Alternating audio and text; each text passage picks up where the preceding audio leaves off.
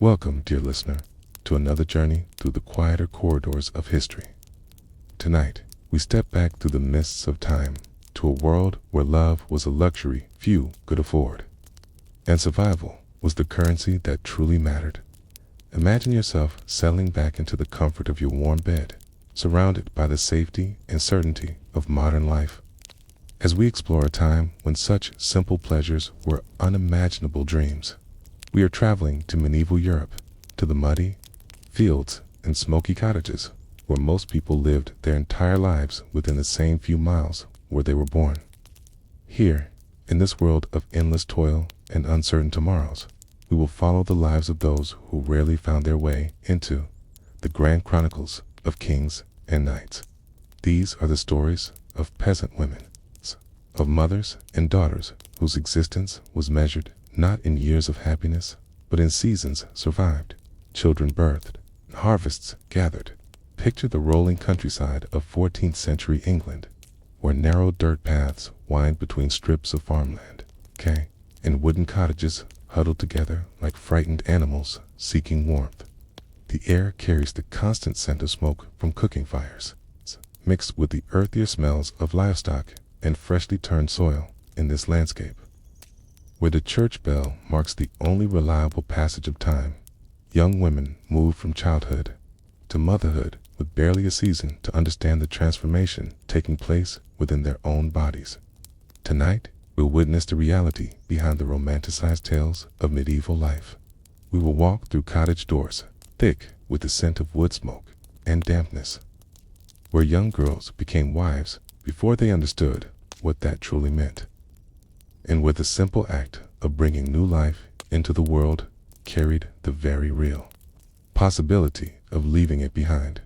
These were women who knew the weight of water, buckets on their shoulders before they knew the weight of a wedding band on their finger, who understood the rhythm of grain grinding and bread making before they comprehended the rhythms of their own fertility.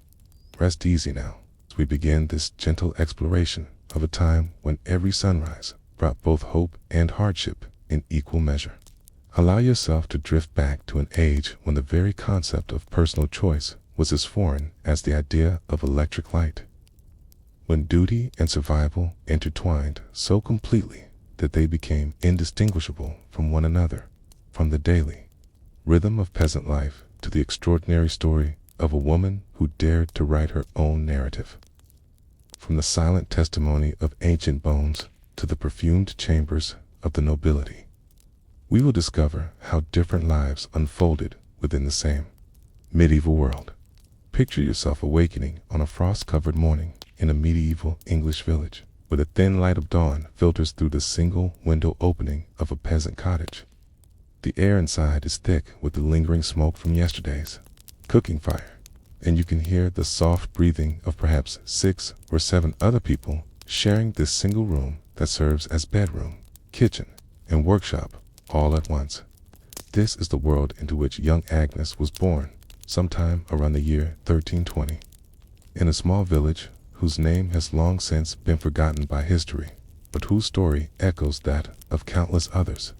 Agnes learned to carry water before she learned to read, though reading was never expected of her anyway. By the age of 5, she could steady a wooden bucket against her small hip and navigate the muddy path to the village well without spilling more than half the contents.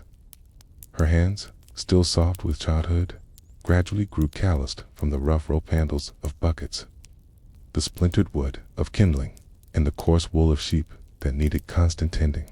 The rhythm of her days followed the sun and the seasons, rising before dawn to tend the small fire that must never be allowed to die completely, because starting a new one required precious time and resources that her family could ill afford to waste. Imagine the weight of responsibility settling on such young shoulders. Agnes knew that when the cock crowed, she must rise immediately to milk the family's single cow, a bony creature whose milk might mean the difference between a day with porridge and a day with only water and whatever vegetables remained from the previous harvest. The cow stood in the small space attached to their cottage, sharing quarters with a pig, some chickens, and occasionally a goat. their collective warmth helping to heat the building during the bitter winter months. The scent of animals was not unpleasant to Agnes. It was simply the smell of home, of security, of the resources that kept her family alive from one season to the next. Her education came not from books, but from watching her mother's hands. She learned to recognize the signs that indicated when dough had risen properly, when ale had fermented to the right strength, when a chicken was beginning to sicken and needed to be separated from the flock. By age 8, Agnes could spin wool into thread while walking, the steady rhythm of the drop spindle becoming as natural as breathing. Her mother taught her to read the sky for weather, to judge the quality of grain by its color and weight, to preserve food for the lean months when fresh meat was only a memory and vegetables became precious as golden coins. The village where Agnes lived consisted of perhaps 20 families, all bound together by necessity and mutual dependence. Every cottage looked much like every other cottage, a single rectangular room with thick walls of wattle and daub, a thatched roof that needed constant repair, and a central hearth that served as the focal point for all family activities. The floors were packed earth, often mixed with straw to absorb the moisture that seeped constantly through the walls. Privacy was an unknown concept. Families lived, worked, argued, loved, and died within full view and hearing of one another. When Agnes reached her 13th year, the village began to buzz with different kinds of conversations when her name was mentioned. She had grown tall for a peasant girl, with strong arms from years of hauling water and hay, and clear eyes that suggested she would be unlikely to succumb to the childhood diseases that claimed so many of her contemporaries. More importantly, her family had managed to accumulate a small dowry, perhaps a pig, some household items, and a little store of grain. This modest wealth made her an attractive prospect for marriage, though the negotiations had nothing to do with her own feelings or preferences. The marriage arrangements began with careful discussions between her father and the fathers of eligible young men in neighboring villages. These conversations took place over cups of weak ale, with much consideration given to the practical aspects of joining two households. Would the combined families have enough land to support themselves? Good. They pooled their resources effectively. Were there any hereditary illnesses that might weaken future children? Love, if it existed at all, was expected to grow gradually from shared work and mutual respect, like a garden that might flourish if properly tended and protected from harsh weather. Agnes learned of her engagement not through romantic proposal, but through the matter-of-fact announcement that she would wed Thomas, the youngest son of a farmer in the next village, sometime after the harvest was complete. Thomas was perhaps 18 years old, with hands already gnarled from field work, and a face weathered by constant exposure to sun and wind. She had seen him occasionally at village festivals, quiet young man who seemed capable and unlikely to beat his wife unnecessarily, qualities that constituted significant advantages. In the medieval marriage market, the wedding preparations consumed the village for weeks. Agnes's mother began the lengthy process of gathering enough fabric to create a new dress, not white, for white fabric showed dirt too easily and represented an impossible luxury, but a practical brown wool that could serve as Agnes's best dress for years to come. The fabric came from their own sheep, wool that Agnes herself had helped to shear, clean, card, spin, and finally weave on the village loom during the long winter evenings when there was little other work to be done. Every aspect of the wedding required careful planning and resource management. The village baker would need extra wood to heat his oven for the wedding bread, a special loaf that would be shared among all the guests as a symbol of the community's acceptance of the new union.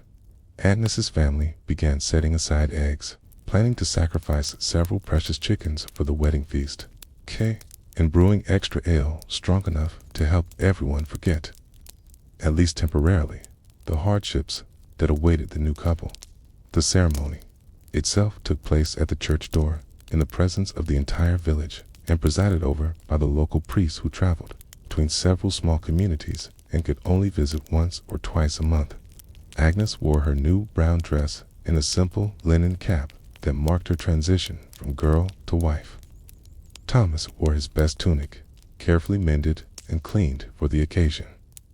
They exchanged simple vows in Latin that neither of them understood, promising to honor each other according to God's will in the customs of their community. But the real transformation began after the ceremony, as Agnes walked 3 miles to Thomas's village, carrying the few possessions that constituted her inheritance: a wooden bowl, a bone needle, a small knife, and the clothes she wore. She left behind not only her family, but also the detailed knowledge of local conditions that had taken 13 years to accumulate. In her new home, she would need to learn different soil patterns, different water sources, different neighbors with their own complex web of relationships and obligations. Thomas's cottage was neither better nor worse than the one she had left, but it was strange in countless small ways that made her feel like a foreigner in her own country. The hearth was positioned differently, changing the way smoke moved through the room. The cow had a different temperament and required different handling. The neighbors spoke with subtle variations in dialect that sometimes left her uncertain of their meaning. Most challenging of all, she was now the junior woman in a household that included Thomas's mother, a woman who had spent 30 years perfecting the routines that Agnes must now learn to follow without question or complaint.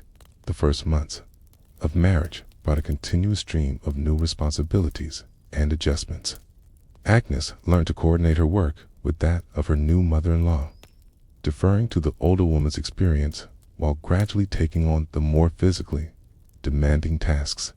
She discovered that Thomas's family had different methods for everything from brewing ale to preserving meat, techniques that her mother had never taught her because each family guarded their particular secrets and improvements with careful pride. The physical relationship between Agnes and Thomas developed slowly and awkwardly, guided more by instinct and occasional whispered advice from other village women than by any formal education about intimacy or sexuality.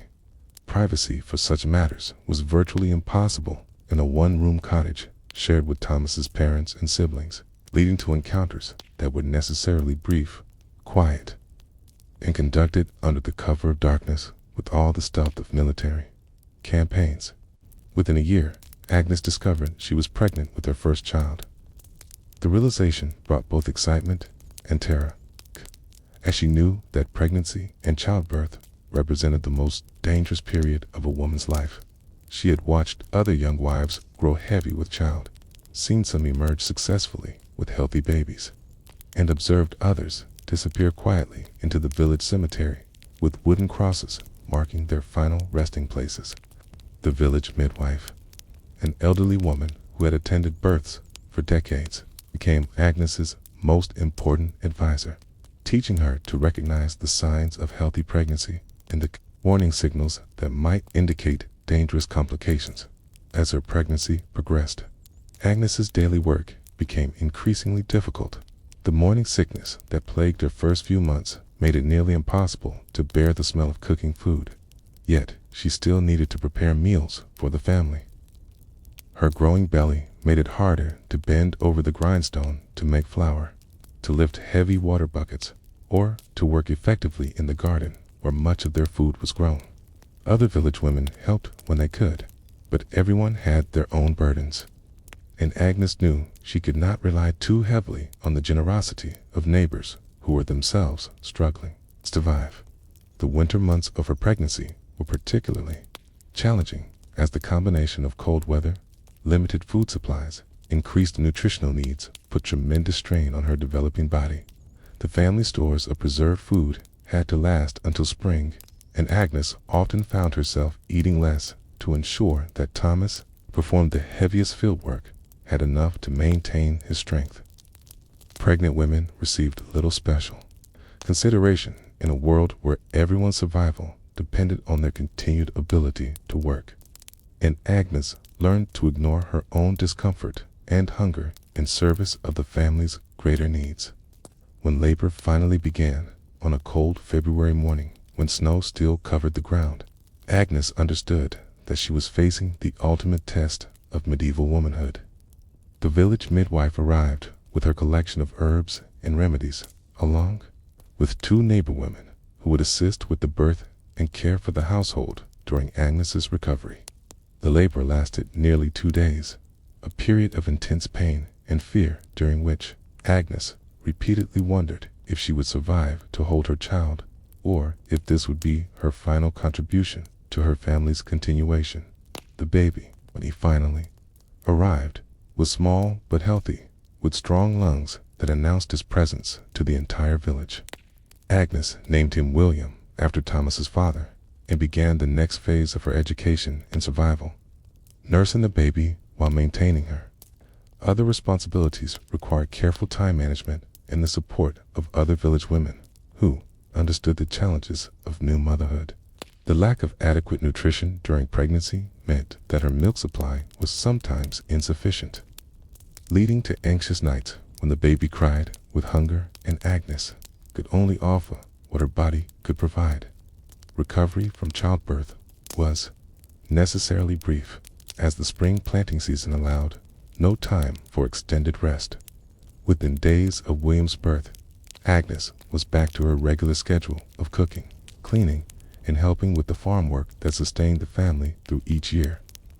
She carried the baby with her as she worked, strapping him to her back while she hauled water or gathered eggs, nursing him quickly between other tasks, and learning to function on minimal sleep as the baby's needs continued throughout the night.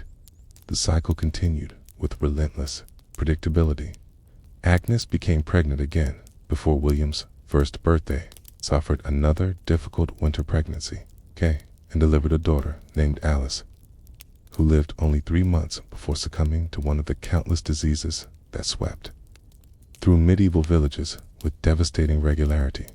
The grief of losing Alice mingled with relief that there was one fewer mouth to feed, and the guilty knowledge that the baby's death meant Agnes could devote more resources to keeping William healthy and strong. Each pregnancy brought new dangers and challenges, but also the hope that this child might be the one to survive to adulthood and provide security for the family's old age. Agnes learned to read the signs of her own body with scientific precision, recognizing the early symptoms of pregnancy, monitoring her health throughout each difficult term, preparing mentally for the possibility that each birth might be her last. The village cemetery filled gradually with wooden crosses marking the graves of women who had died in childbirth, silent testimony to the risks that Agnes faced with each pregnancy. By the time Agnes reached her 20th year, she had delivered 4 children, buried 2, and learned to view pregnancy as both blessing and potential death sentence. Her body bore the marks of continuous childbearing and hard physical labor, stretch marks across her belly, varicose veins in her legs, and a permanent stoop from years of bending over grinding stones and wash basins. Her hands, once soft with youth, had become tools hardened by constant work, capable of milking cows, spinning thread, and kneading bread with mechanical efficiency, born of endless repetition. The knowledge that sustained Agnes through these years came not from books or formal education, but from the accumulated wisdom of generations of women who had faced similar challenges. She learned which herbs could ease the pain of labor, which foods helped maintain strength during pregnancy, and which warning signs indicated that a baby might not survive its first winter. This knowledge passed from mother to daughter, from neighbor to neighbor, creating an informal network of support that helped women navigate the dangers of medieval motherhood. As we settled deeper into our comfortable beds, surrounded by the safety and medical care that Agnes could never have imagined, we might reflect on the extraordinary resilience required to survive as a medieval peasant wife. Every day brought challenges that would seem insurmountable to modern sensibilities: the constant threat of starvation, the physical demands of manual labor, the ever-present possibility of death in childbirth. Yet Agnes and countless women like her persevered, creating families and communities that formed the foundation of medieval society. It's their quiet strength providing the bedrock upon which kingdoms and empires were built. The years that followed brought Agnes a deeper understanding of the relentless rhythm that governed peasant life, cycle as predictable as the turning of the seasons and as unforgiving as winter frost. By her 25th year, she had learned to read the subtle signs that preceded each season's demands, preparing her body and her household for the specific challenges that lay ahead. Spring meant the back-breaking work of planting, when every able-bodied person in the village spent dawn to dusk hours bent over newly turned earth, placing seeds with a careful precision that meant the difference between abundance and starvation in the months to come. Picture Agnes on a mild April morning, her fourth child strapped to her back as she works alongside Thomas in the strips of land that their family farms under the complex feudal arrangements that governed their village. Little Mary, now 6 months old, sleeps fitfully against her mother's shoulder, occasionally stirring when Agnes bends too quickly or when the baby's position shifts uncomfortably. The weight of the child, combined with the heavy woolen cloak that protects them both from the morning chill, adds significantly to the physical burden of farm work. But Agnes has learned to compensate for this additional load with subtle adjustments to her posture and movements. The soil they work is heavy with spring moisture, clinging to their wooden tools and making each step a deliberate effort. Agnes carries a long wooden dibble, a pointed stick that she uses to create holes for the precious barley seeds that Thomas follows behind her to plant. The work requires a steady, rhythmic motion, step, thrust, that she can maintain for hours without conscious thought, her body having learned over years of practice the most efficient way to accomplish this essential task. The baby's weight shifts with each movement, creating a complex dance of balance and momentum that outside observers might find graceful if they could ignore the grinding poverty that makes such labor necessary. Between Agnes and Thomas stretches a day that will include planting nearly an acre of grain, work that must be completed while the soil conditions remain optimal and before the spring. Rains make the fields too muddy for effective farming. They speak little during these hours, conserving their energy for the physical demands of their labor. Their movements coordinate with the precision of dancers who have performed the same routine countless times. When Agnes needs to nurse the baby, Thomas continues working alone, his pace increasing slightly to compensate for her temporary absence, while Agnes finds whatever shelter she can, usually the lee side of a hedge or stone wall, to provide the infant with the nourishment that may mean the difference between healthy growth, failure to thrive. The village around them hums with similar activity, as 20 families coordinate their efforts to ensure that all the necessary work gets completed within the narrow window of opportunity that spring planting provides. Children too young for heavy farm work serve as messengers and assistants, carrying tools, bringing meals to the fields, and watching younger siblings while their parents focus on the demanding physical labor. Agnes remembers her own childhood participation in these rituals, the gradual increase in responsibility as she grew strong enough to handle more sophisticated tasks, and the pride she felt when she was finally considered capable of adult work. The strips of land that each family farms are scattered throughout the village's territory, a system designed to ensure that every household has access to both the best and worst soil in the community. This means that Agnes and Thomas must move several times during each planting season, loading their tools and supplies onto a crude wooden cart and traveling to different locations where they hold farming rights. The baby comes with them on these journeys, adding logistical complexity to work that is already challenging enough without the need to accommodate an infant's feeding and sleeping schedule. As spring progresses into summer, the nature of Agnes's work shifts from planting to maintenance and care. The crops require constant attention, weeding, watering during dry spells, protecting from birds and animals that might damage the growing plants. Agnes learns to recognize the early signs of plant diseases that could devastate their harvest, examining the leaves and stems with the careful eye of someone whose survival depends on accurate observation. She knows which insects indicate healthy soil and which suggest problems that require immediate attention. Knowledge that represents the accumulation of generations of agricultural experience passed down through oral tradition.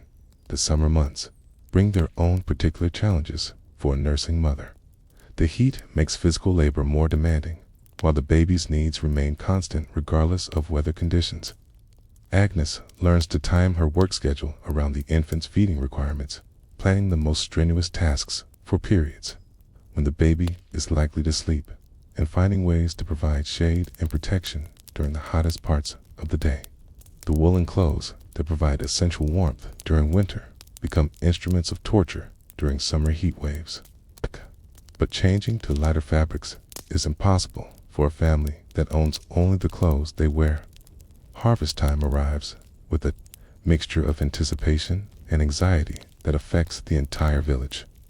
The success or failure of the year's crops will determine whether the community faces winter with adequate food, supplies, or begins the slow slide toward starvation that has claimed so many other villages during bad years.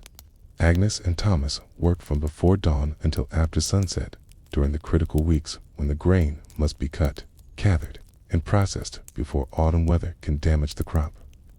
The baby, now old enough to sit without support, spends these days in a carefully constructed pen near the edge of the fields, tended by older children when Agnes is too busy to provide direct supervision.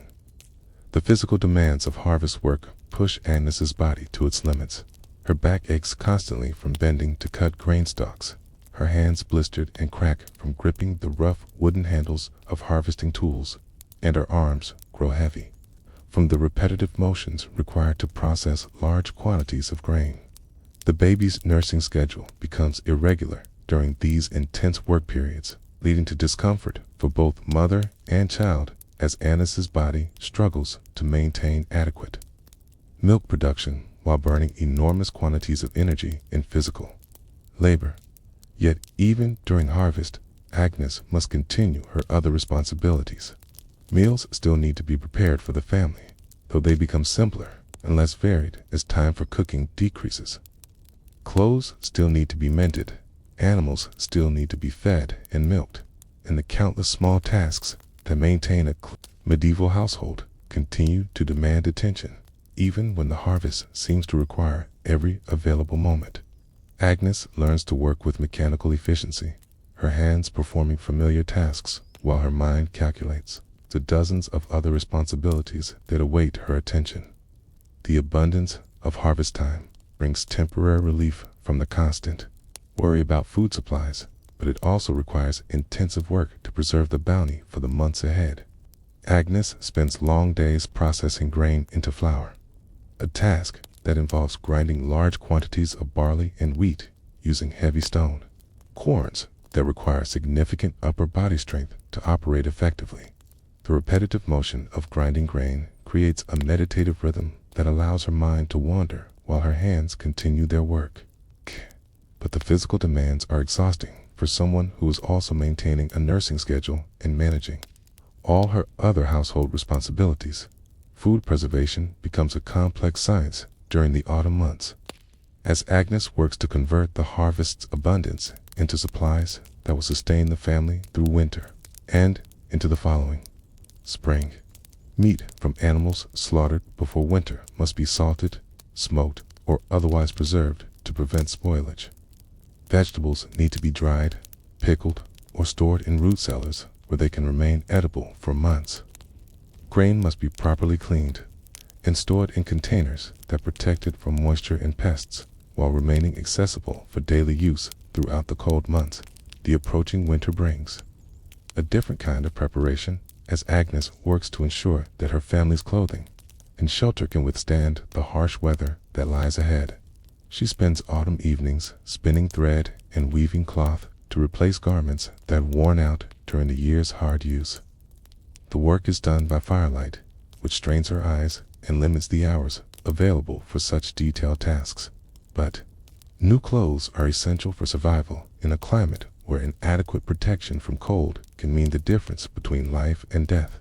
As winter settles over the village, Agnes's world contracts to the confines of their small cottage, where the family spends most of their time huddled around the central fire that provides their only source of heat. The baby, now walking but still requiring constant supervision, poses new challenges in a confined space where every movement must be carefully coordinated to avoid accidents or conflicts. The lack of privacy becomes more oppressive during the long winter months, when weather keeps the family indoors for days at a time and tempers grow short from enforced proximity and limited activity. The winter diet becomes monotonous and increasingly sparse as the months progress and stored food supplies dwindle. Agnes learns to make filling meals from increasingly meager ingredients, stretching limited supplies of grain and preserved meat with whatever vegetables remain edible after months of storage. The baby, now old enough to eat solid food, requires special attention to ensure adequate nutrition during a time when everyone in the family is surviving on reduced rations. Agnes often goes hungry herself to ensure that the baby and Thomas receive enough food to maintain their health and strength. The psychological challenges of winter prove as demanding as the physical hardships. The combination of cold weather, limited food, close quarters, and minimal sunlight creates conditions that test the mental resilience of even the strongest individuals.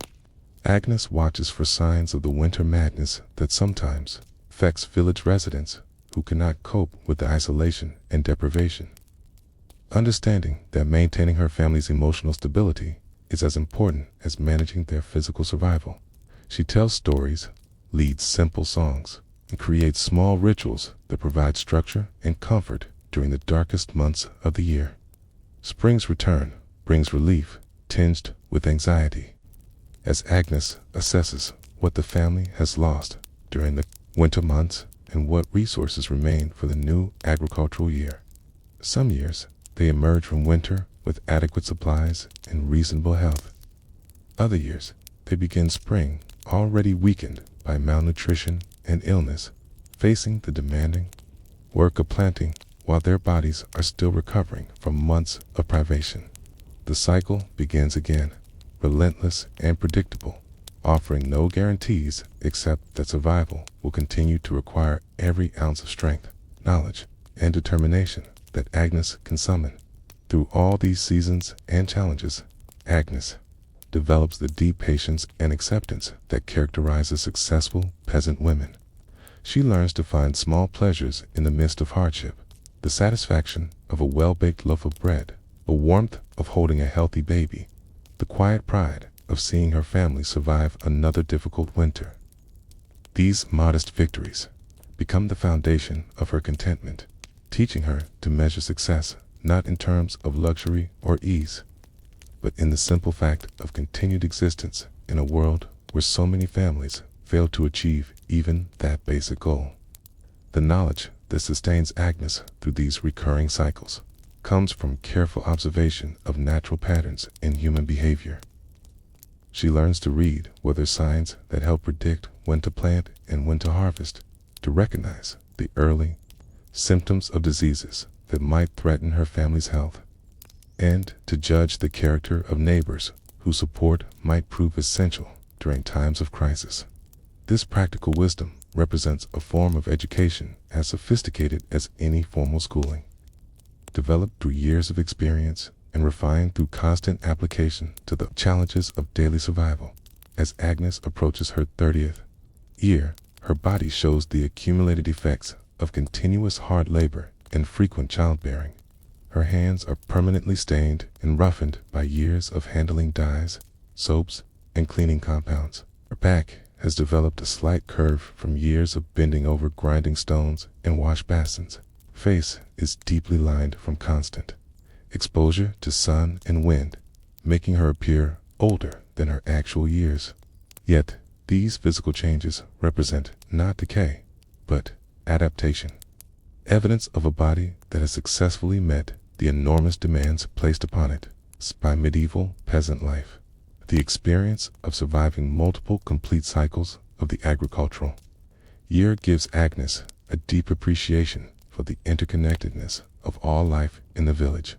She understands how the success or failure of one family's harvest affects the entire community, how the illness of key individuals can threaten everyone's survival, and how cooperation and mutual support provide the only reliable defense against the many dangers that threaten medieval rural life. This knowledge makes her a valuable member of the village community, someone whose experience and judgment can help guide decision-making during times of crisis or uncertainty. Looking back on these years of Agnes's life, we might marvel at the extraordinary endurance required to maintain such an existence year after year. The combination of physical demands, emotional challenges, and constant uncertainty would overwhelm most modern individuals within a matter of weeks. Yet Agnes and her contemporaries not only survived these conditions, but often found ways to create meaningful lives within the narrow constraints imposed by their circumstances. Their resilience and adaptability provide a humbling reminder of human capacity for survival and the relative ease of our contemporary existence.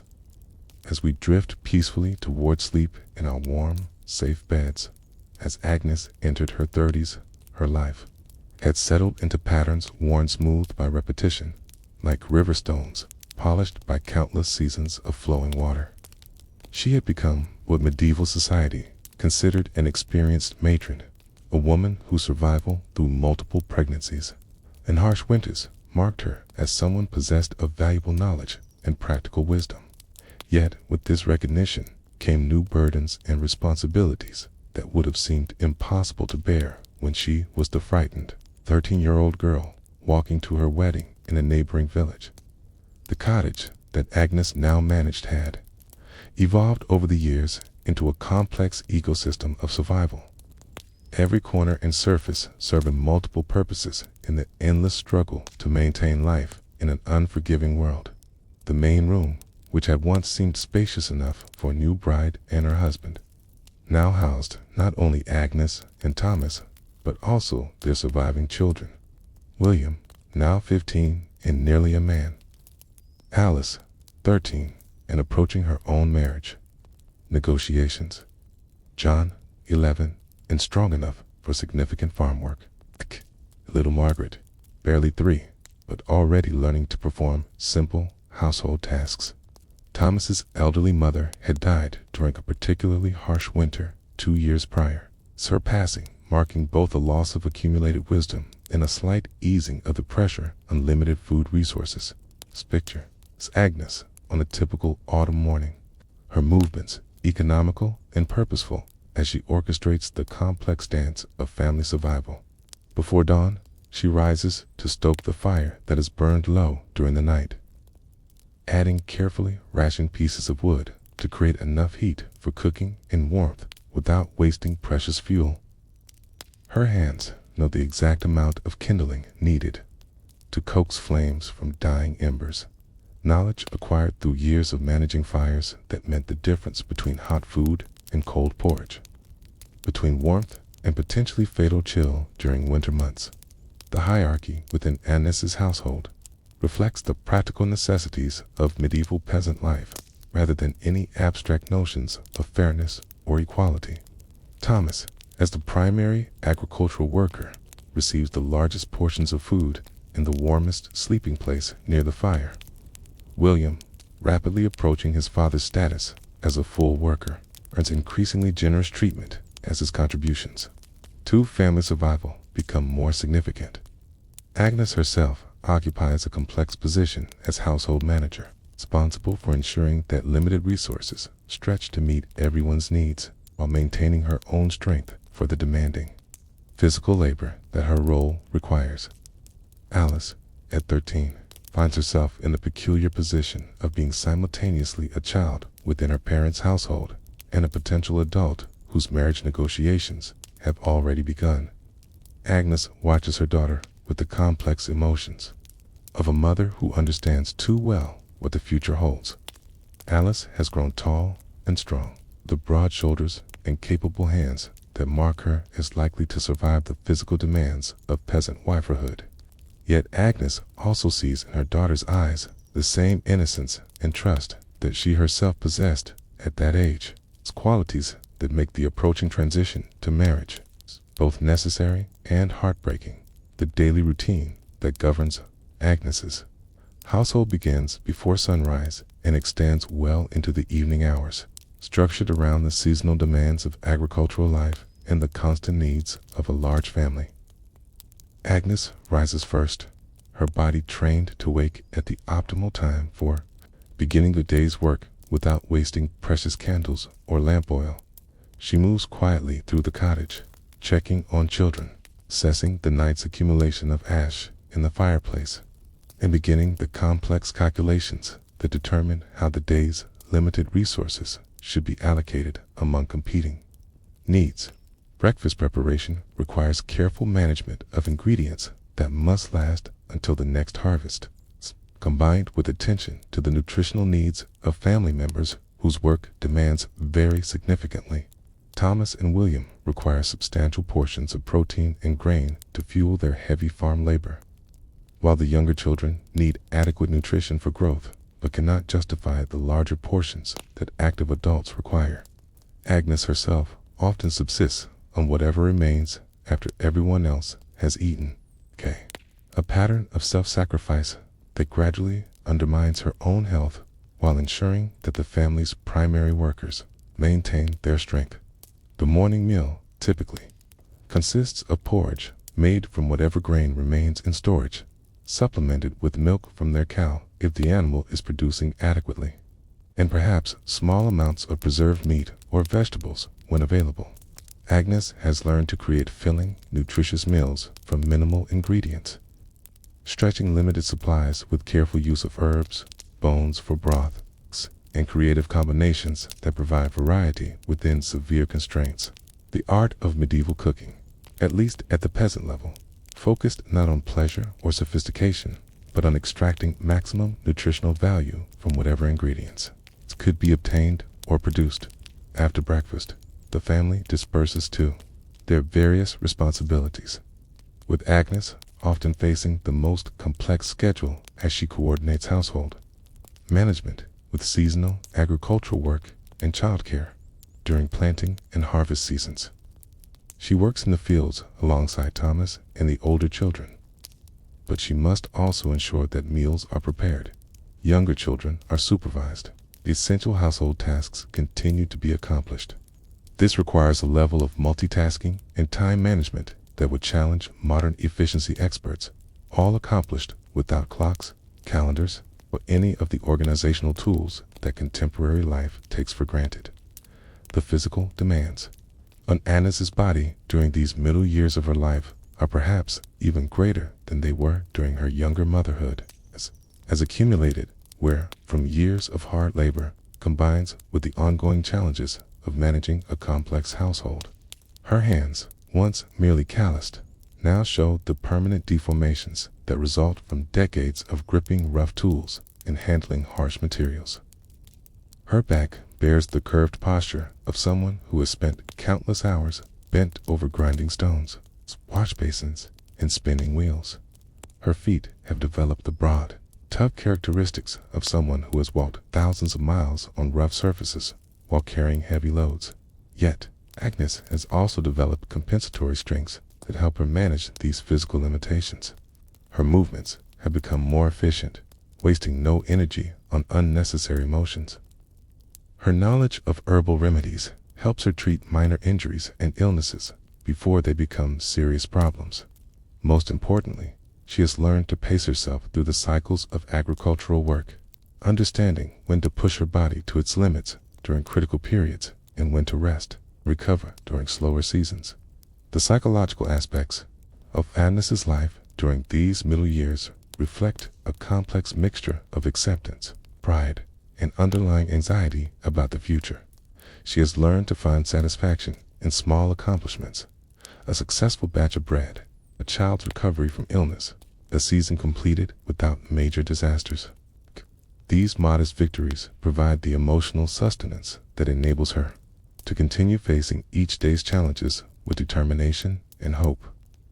Yet, she also carries the constant awareness that her family's survival depends on factors largely beyond her control: weather, disease, the political stability that affects local economic conditions, and the countless variables that could transform their precarious security into disaster.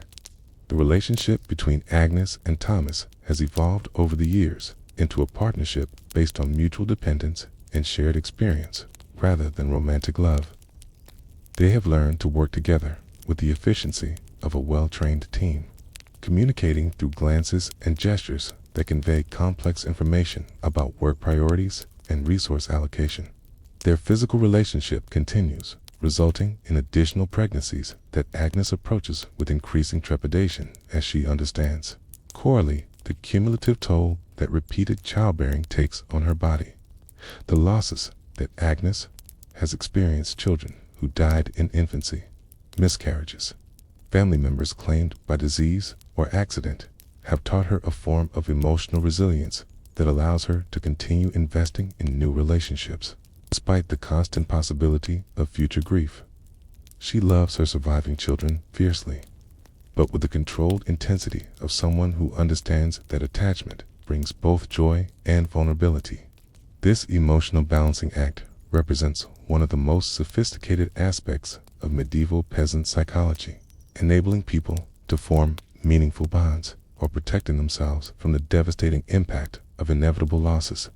Agnes's role as a repository of practical knowledge becomes increasingly important as she ages and gains experience. Younger women in the village seek her advice on everything from managing difficult pregnancies to preserving food effectively to treating common illnesses with herbal remedies.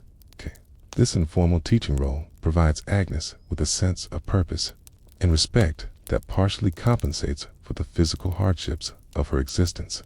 She becomes a living library of survival techniques, her memory storing hundreds of small pieces of information that could mean the difference between success and failure for families facing various challenges. The seasonal rhythms that structure Agnes's life take on deeper meaning as she gains experience with their variations and exceptions. She learns to recognize the subtle signs that indicate whether a particular winter will be especially harsh, whether spring planting conditions are optimal, or whether summer weather patterns suggest potential problems with the harvest. This knowledge allows her to make small adjustments in preparation and resource allocation that can significantly improve her family's chances of surviving difficult periods. The village community around Agnes provides both support and additional responsibilities as she establishes herself as an experienced matron. Her opinions carry weight in discussions about community decisions, from determining when to begin harvest work to deciding how to respond to traveling merchants or officials from the local manor. Yet this influence comes with obligations to help neighbors during times of crisis, to contribute labor and resources for community projects, and to maintain the complex web of relationships that enable the village to function as a cooperative unit. The gradual aging of Agnes's body becomes more noticeable during her mid-30s, as years of hard labor and frequent pregnancies create cumulative effects that cannot be ignored. Her monthly cycles become irregular, sometimes stopping entirely during periods of extreme stress or malnutrition, then returning when conditions improve slightly. She experiences increasing difficulty with the heavy lifting that farm work requires, finding herself dependent on William and Thomas for tasks that she once accomplished easily. Her joints ache constantly, particularly during damp weather, and she develops the chronic cough that affects many peasants who spend their lives in smoke-filled cottages. Yet, Canis also discovers new sources of strength and satisfaction as she watches her older children develop into capable individuals who can contribute meaningfully to family survival. William's growing competence in farm work reduces the pressure on Thomas, while providing backup in case illness or injury affects the family's primary worker. Alice's development into a skilled household manager promises to bring valuable alliance opportunities through marriage while ensuring that essential domestic knowledge passes to the next generation. Even young John shows promise as a future contributor to family security. His quick mind and steady temperament suggesting that he will become a reliable worker and perhaps even acquire some of the specialized skills that might improve the family's economic position. The marriage negotiations for Alice consume much of Agnes's attention during her daughter's 13th year. She works with Thomas to identify potential matches that could benefit both families. These discussions require careful evaluation of practical considerations, the health and work capacity of potential husbands, the economic resources of their families, the proximity of their villages to ensure that Alice will not be completely isolated from her natal family, and the personal characteristics that might indicate whether a particular young man would treat his wife with reasonable kindness. Love, while not entirely dismissed, remains a secondary consideration in arrangements that focus primarily on survival and mutual benefit. The process of preparing Alice for marriage awakens painful memories for Agnes, who remembers too clearly her own fears and uncertainties as she approached her wedding day. She works to provide her daughter with more practical knowledge than she herself possessed at that age, teaching Alice advanced techniques for household management, food preservation, and the delicate skills required to maintain harmony within an extended family. Yet Agnes also knows that much of what Alice will need to learn can only come from experience. As she watches her daughter approach this transition with a mixture of pride and anxiety that characterizes mothers throughout history. As we observe Agnes navigating these complex challenges of middle age, we might reflect on the extraordinary sophistication required to manage such a life successfully. The medieval peasant woman needed to be simultaneously farmer, nutritionist, medical practitioner, textile worker, food preservation expert, child psychologist, and community diplomat.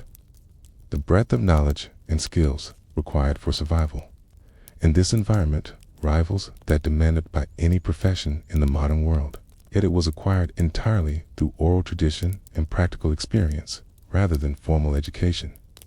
The evening hours in Agnes's cottage provide the only opportunities for rest and reflection in a life otherwise consumed by urgent practical demands. As the family gathers around the fire after the day's work is complete, Agnes might spend a few precious moments teaching songs to the younger children, mending clothes that must last through another season, or simply sitting quietly and planning the next day's activities. These brief periods of relative calm represent the closest thing to leisure that medieval peasant life provided. Moments when survival needs recede slightly and allow space for the small, human pleasures that make endurance possible. The knowledge that Agnes will never know luxury, never travel beyond the narrow confines of her local area, never read a book or owned more than a few simple possessions might seem cause for pity to modern observers. Yet from Agnes's perspective, such limitations represent simply the natural conditions of human existence.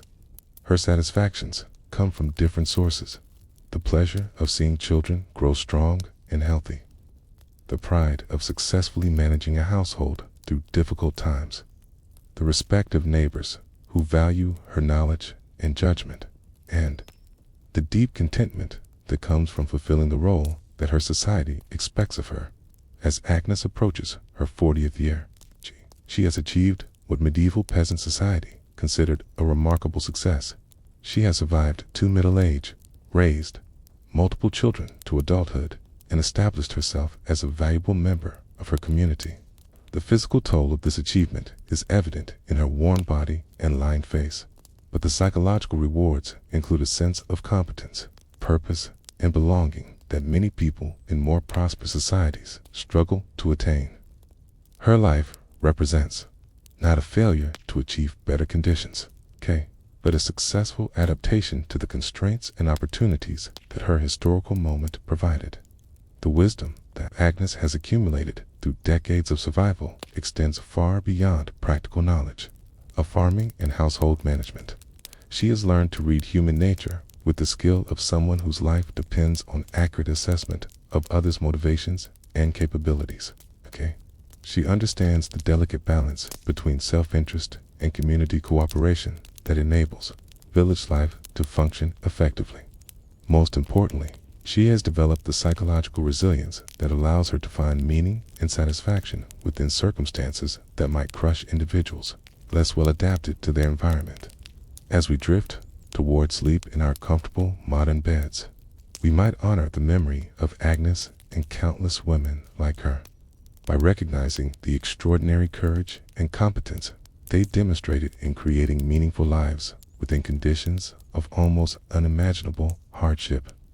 Their quiet heroism receives no monuments or historical recognition, yet their success in survival and adaptation provided the foundation upon which all subsequent human progress has been built.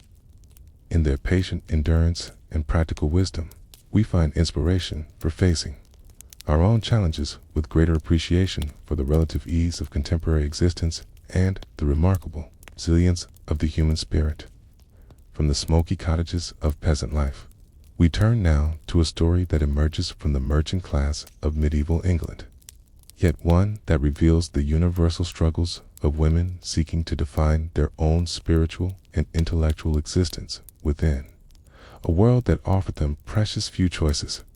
In the bustling port town of Lynn, in Norfolk, around the year 1373, a child was born who would grow to challenge every assumption about what a medieval woman could say, think, or become. Her name was Marjorie Kemp, and her story represents one of the most extraordinary acts of literary courage in human history, the creation of the first autobiography written in the English language, dictated by a woman who could neither read nor write, yet who refused to let illiteracy silence her voice. Picture the prosperous merchant town of Lynn in the late 14th century, where the air carries the mingled scents of salt water, fish, timber, and the countless goods that flow through its busy port from across the known world. Like the isolated agricultural villages where women like Agnes spent their entire lives, Lynn pulses with commerce, ideas, and the restless energy of people whose horizons extend far beyond the local countryside. Here, wealthy merchants build houses of stone rather than timber, where clothes dyed in colors that peasants can barely imagine, and accumulate books, art, and other luxuries that represent unimaginable wealth to most of their contemporaries. Marjorie's father, John Brunham, belonged to this merchant elite, serving multiple terms as mayor of Lynn and accumulating sufficient wealth to provide his daughter with opportunities that remained forever beyond the reach of peasant women. Yet even within this privileged environment, Marjorie's gender severely limited her options and expectations. She was educated in the practical skills that merchant daughters required, managing complex households, overseeing servants, understanding enough arithmetic to handle family business affairs, but formal literary education remained reserved for men, even within families wealthy enough to afford extensive schooling. The young Marjorie, who emerges from the fragments of historical record, appears to have been an intelligent, energetic, strong-willed individual who chafed against the restrictions that confined even privileged women to domestic roles. She married John Kemp, a fellow member of Lynn's merchant community, in what was likely a carefully arranged alliance between prosperous families seeking to consolidate their wealth and social position. Unlike Agnes's marriage, which represented survival strategy rather than social advancement, Marjorie's wedding promised a comfortable life of relative security and status within her community's upper echelons. Yet, comfort and security proved insufficient to contain Marjorie's restless spirit and intellectual curiosity. Her autobiography, dictated years later to scribes who could record her words, reveals a woman whose inner life blazed with religious fervor, mystical experiences, and an overwhelming need to share her spiritual insights with anyone willing to listen. The contrast between her external circumstances, those of a prosperous merchant's wife with access to material comforts that most people could never dream of attaining, and her internal struggles, creates one of the most fascinating psychological portraits to survive from medieval literature. The crisis that transformed Marjorie from a conventional merchant's wife into a controversial religious figure began, according to her own account, with the traumatic experience of her first childbirth. Unlike Agnes, who accepted childbirth as simply another dangerous but necessary aspect of women's existence, Marjorie experienced her labor and delivery as a profound spiritual and psychological crisis that shattered her previous understanding of herself and her relationship with God. The physical pain of childbirth, combined with what appears to have been a severe episode of postpartum depression, creating a mental and spiritual emergency that conventional medieval medicine and religion seemed powerless to address. During the long months of recovery that followed this difficult birth, Marjorie began experiencing visions and mystical encounters that she interpreted as direct communications from Christ himself. These experiences, which modern psychology might classify as hallucinations resulting from trauma and depression, became for Marjorie the foundation of a new understanding of her purpose and identity. She came to believe that God had chosen her for a special mission as a spiritual teacher and prophet, despite her gender, her lack of formal education, and the social expectations that confined merchant wives to domestic roles. The transformation from traumatized new mother to self-proclaimed mystic did not occur overnight or without tremendous personal cost. Marjorie's account of this period reveals the intense psychological struggle of a woman attempting to reconcile her growing sense of spiritual calling with the practical demands of medieval family life. She continued to bear children, ultimately 14 pregnancies, though fewer children survived to adulthood, while simultaneously developing the complex theological insights that would eventually form the basis of her autobiography. The conflict between Marjorie's spiritual aspirations and her domestic obligations created constant tension within her household and community. Her husband John found himself married to a woman who increasingly refused to conform to conventional expectations of wifely behavior. Rather than focusing quietly on household management and childcare, Marjorie began speaking publicly about her religious experiences, attracting attention from both supporters who viewed her as a genuine mystic and critics who considered her a dangerous heretic or simply a woman who had lost her mind. The medieval Church's response to Marjorie's claims of divine revelation reflected the complex and often contradictory attitudes toward female spirituality that characterized the period. On one hand, the Church recognized and even celebrated certain women who demonstrated exceptional holiness. Saints like Catherine of Siena and Bridget of Sweden had gained widespread recognition for their mystical experiences and religious insights. On the other hand, the institutional church remained deeply suspicious of laypeople, particularly women who claimed direct access to divine truth without proper ecclesiastical authorization or supervision. Marjorie's public preaching and her claims of mystical experiences brought her to the attention of church authorities who possessed the power to condemn her as a heretic, a charge that could result in imprisonment, financial ruin, or even execution by burning. The records of her various trials and interrogations reveal a woman of remarkable courage and intellectual sophistication, capable of defending her beliefs against trained theologians and canon lawyers. Despite her lack of formal education, her ability to cite scripture, theological authorities, and legal precedents suggests either exceptional natural intelligence or access to informal education networks that helped her develop sophisticated religious knowledge. The trial proceedings that Marjorie faced throughout her adult life provide fascinating insights into medieval attitudes toward women's intellectual and spiritual authority. Her interrogators consistently focused on her gender as evidence against the validity of her claims. arguing that women lacked the intellectual capacity for serious theological understanding and the moral authority to teach religious truth to others. Marjorie's responses reveal her sophisticated understanding of these prejudices and her strategic approach to overcoming them through careful citation of authoritative sources and precedents. One of the most remarkable aspects of Marjorie's defense of her religious activities was her invocation of established female religious authorities to justify her own preaching.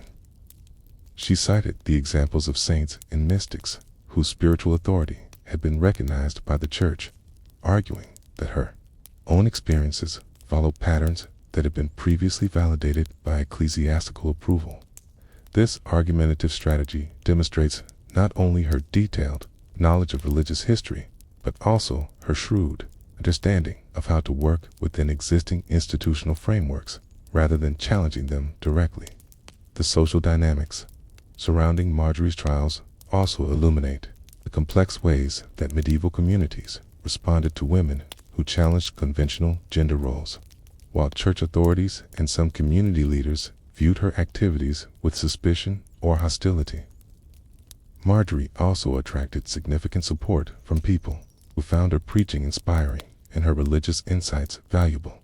Her autobiography describes crowds of followers who sought her spiritual counsel and defended her against her critics, suggesting that her message resonated with many people who felt inadequately served by conventional religious institutions. The economic dimensions of Marjorie's religious career add another layer of complexity to her story.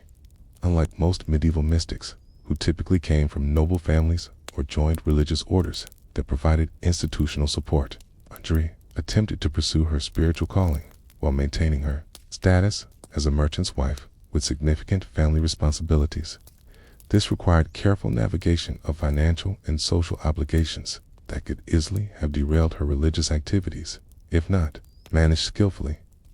Marjorie's relationship with her husband John evolved significantly as her religious career developed, transforming from a conventional medieval marriage into a unique partnership that accommodated her extraordinary spiritual aspirations. John's willingness to support his wife's unconventional activities, despite the social criticism and potential financial costs involved, suggests either exceptional devotion or remarkable flexibility in his understanding of marital obligations. Their eventual agreement to live together in celibacy, formalized through a public vow, represents one of the most unusual marital arrangements documented in medieval literature. The psychological portrait that emerges from Marjorie's autobiography reveals a woman of intense emotional depth and complexity, whose religious experiences served multiple functions in her psychological and social life. Her mystical visions provided not only spiritual satisfaction, but also intellectual stimulation, emotional expression, and social recognition that were otherwise unavailable to medieval women. The elaborate theological framework that she developed to interpret and communicate her experiences demonstrates sophisticated, abstract thinking that challenges assumptions about women's intellectual capabilities in the medieval period. The years that followed Marjorie's initial mystical experiences brought an intensification of both her spiritual insights and the conflicts they generated within her community and family. As she entered her 30s, her religious activities had evolved from private devotional practices into a public ministry that attracted crowds of followers, while simultaneously drawing the increasingly hostile attention of ecclesiastical authorities who viewed her growing influence with alarm. The delicate balance between spiritual authenticity and social conformity that had characterized her earlier years began to collapse under the pressure of her expanding religious mission and the mounting opposition it provoked. Picture Marjorie on a cold winter morning in 1413, standing before a tribunal of church officials in the episcopal palace at Lincoln, her breath visible in the frigid air as she prepares to defend her right to preach and teach despite her gender and lack of formal theological training. The massive stone walls around her echo with centuries of similar proceedings, where individuals accused of heresy faced interrogation by learned men whose power extended to matters of life and death. Yet Marjorie's posture reveals not fear, but a calm confidence born of absolute conviction in the divine authority that she believes sanctions her activities. The charges against Marjorie at this particular trial reflect the complex theological and social anxieties that her career had provoked among church authorities. Her critics accused her of teaching false doctrines, claiming divine revelations that contradicted established church teaching, and of encouraging other women to abandon their domestic duties in favor of unauthorized religious activities. More fundamentally, they questioned whether any woman, regardless of her apparent holiness or theological sophistication, possessed the moral and intellectual authority to interpret Scripture and offer spiritual guidance to others. The bishop, presiding over the tribunal, Henry Cicelli, represented the institutional church's struggle to balance recognition of genuine mystical experience with the need to maintain doctrinal orthodoxy and ecclesiastical control. His questioning of Marjorie reveals the careful legal and theological framework that church authorities employed when evaluating claims of divine revelation. Each of her reported visions must be examined for consistency with established doctrine. Each of her teachings must be scrutinized for potential heretical implications, and her overall pattern of behavior must be assessed for signs of genuine sanctity or dangerous delusion. Marjorie's responses to these interrogations demonstrate the sophisticated theological knowledge that she had acquired through years of informal study and discussion with educated religious figures when questioned about her understanding of the Trinity. She provides answers that reveal familiarity with complex doctrinal distinctions that few lay people of either gender would have mastered. Her citations of biblical passages and patristic authorities suggest either exceptional memory or access to scholarly resources that enabled her to engage with her interrogators as an intellectual equal rather than a naive enthusiast. The social dynamics of these proceedings illuminate the broader tensions surrounding women's religious authority in medieval Christianity. While the Church had historically recognized female saints and mystics whose spiritual insights contributed to theological understanding, it remained deeply suspicious of women who claimed direct divine authorization for teaching activities. Marjorie's case was particularly challenging because her mystical experiences appeared genuine to many observers, yet her public ministry violated established gender roles in ways that threatened institutional stability. The support that Marjorie received from certain segments of the religious community during these trials reveals the complex divisions within medieval Christianity regarding women's spiritual authority. Several prominent clerics testified on her behalf, arguing that her theological knowledge and apparent holiness provided evidence of genuine divine calling.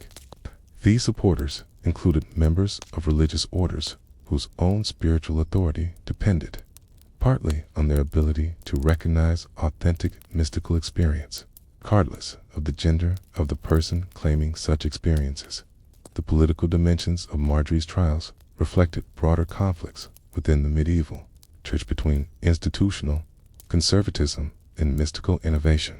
The early 15th century witnessed increasing tensions between established ecclesiastical hierarchies and various reform movements that emphasized direct personal relationship with God over mediated institutional authority.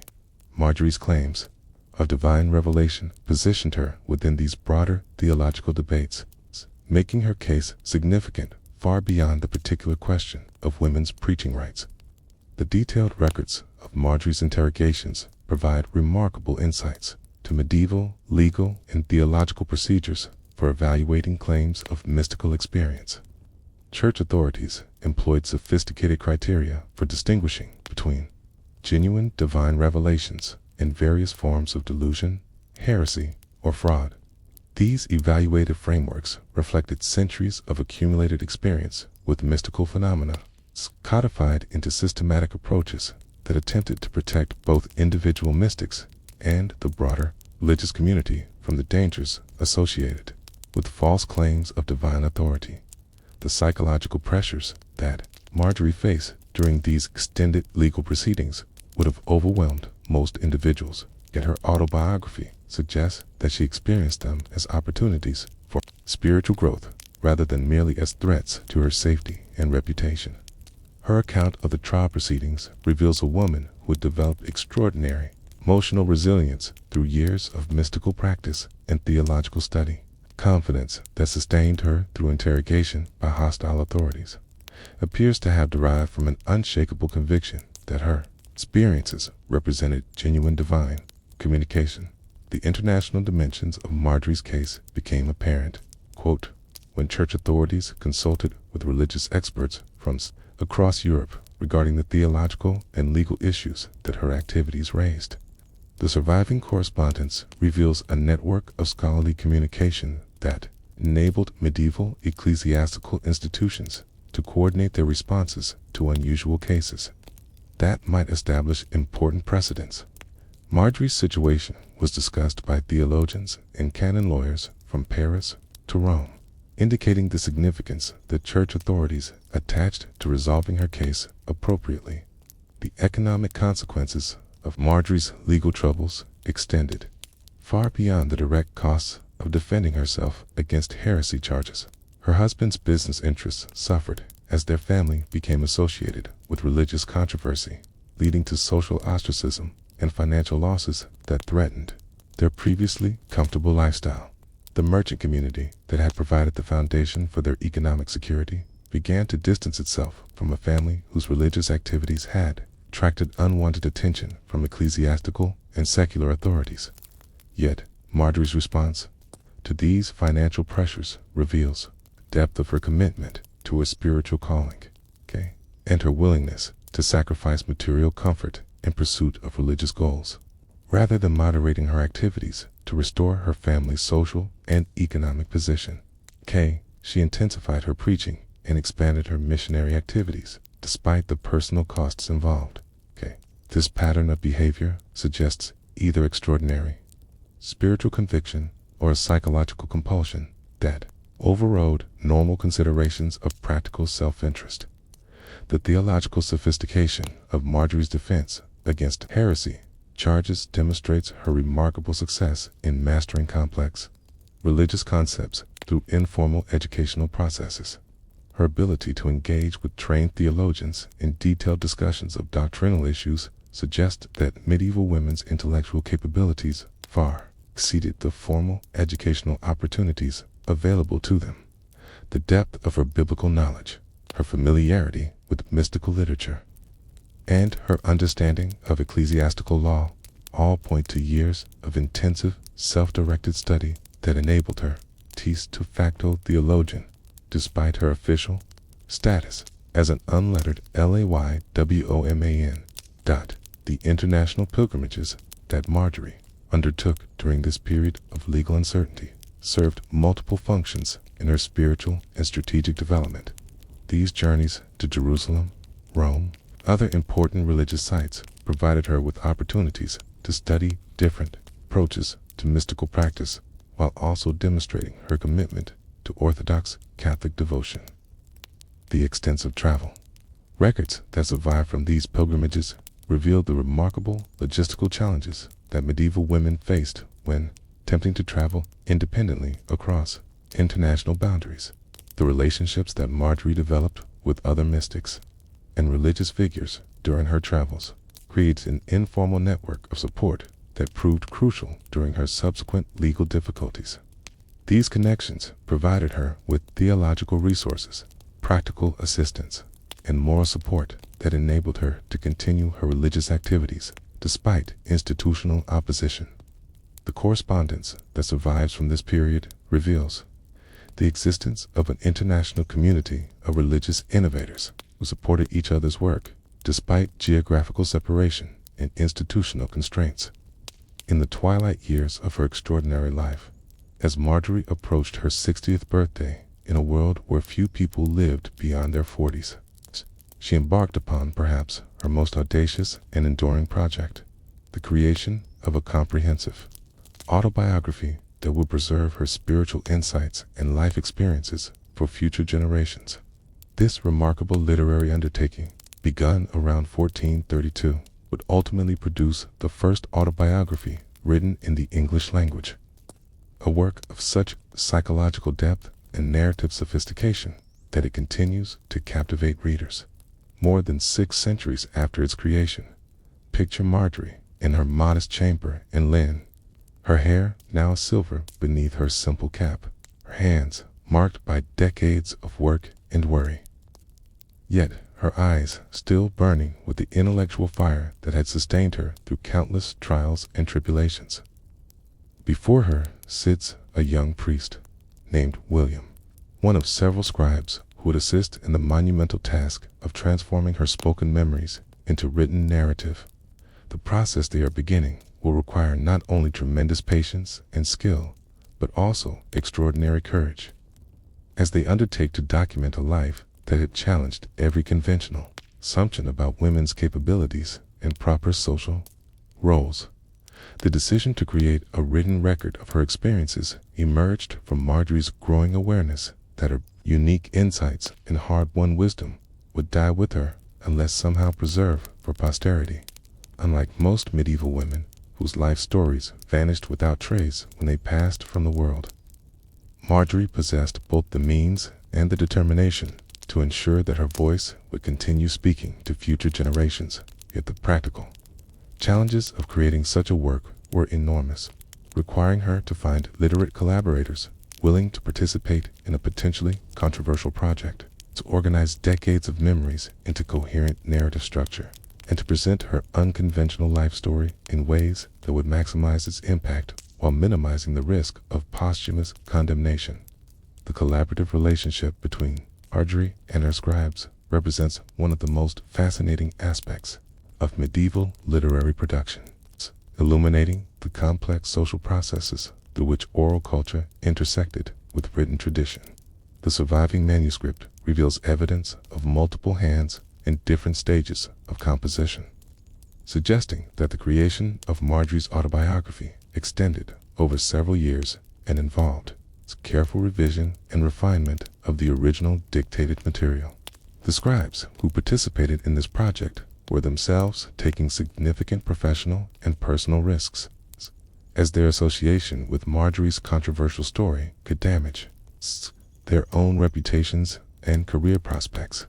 The narrative techniques that Marjorie employed in structuring her biography demonstrate sophisticated understanding of how to organize complex life experiences into compelling literary form, rather than simply chronological recounting of events.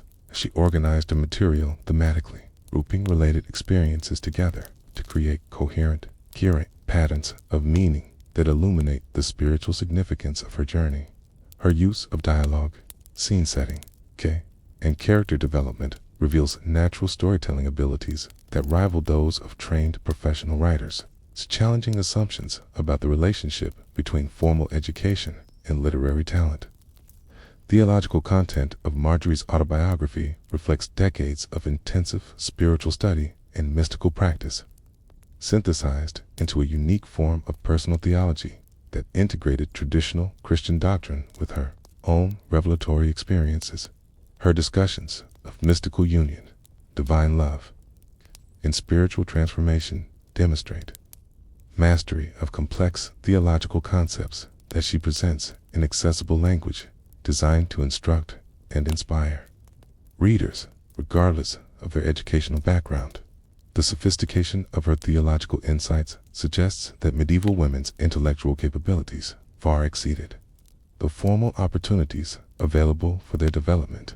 The psychological depth that characterizes Marjorie's self-portrayal creates one of the most complex and nuanced character studies in medieval literature. Her honest examination of her own motivations, fears, spiritual struggles reveals remarkable self-awareness and emotional intelligence that enable readers to understand her inner life with unusual intimacy.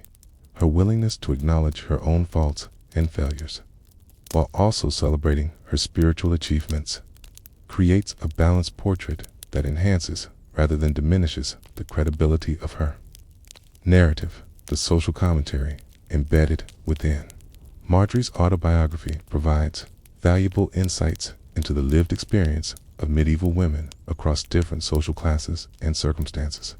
Her observations about marriage, motherhood, economic pressures, Cain, religious life illuminate aspects of women's experience that rarely appear in official historical records. Her interactions with women from peasant backgrounds, merchant families, and noble households create a comprehensive picture of how gender constraints affected women regardless of their social or economic position. The international scope of Marjorie's travels, documented in remarkable detail throughout her autobiography, provides modern readers with invaluable insights into medieval pilgrimage culture and international religious practices. Her descriptions of Jerusalem, Rome, Santiago de Compostela, and numerous other holy sites combine spiritual reflection with practical observations about travel conditions, local customs, and religious practices. These accounts represent some of the most detailed travel writing to survive from the medieval period, offering perspectives that complement and sometimes contradict official ecclesiastical and governmental records. The linguistic innovations that appear throughout Marjorie's autobiography reflect her creative approach to expressing spiritual experiences that conventional religious vocabulary could not adequately capture. Her development of new metaphors, her adaptation of existing mystical terminology, and her creation of distinctive narrative voices all demonstrate remarkable literary creativity that expanded the expressive possibilities of Middle English prose. The influence of her linguistic innovations can be traced through subsequent religious and autobiographical writing, suggesting that her literary contributions extended far beyond the immediate impact of her individual story. The medical and psychological observations that emerge from Marjorie's detailed descriptions of her mystical experiences provide modern researchers with unique insights into medieval understanding of mental health, neurological phenomena, and the relationship between physical and spiritual well-being.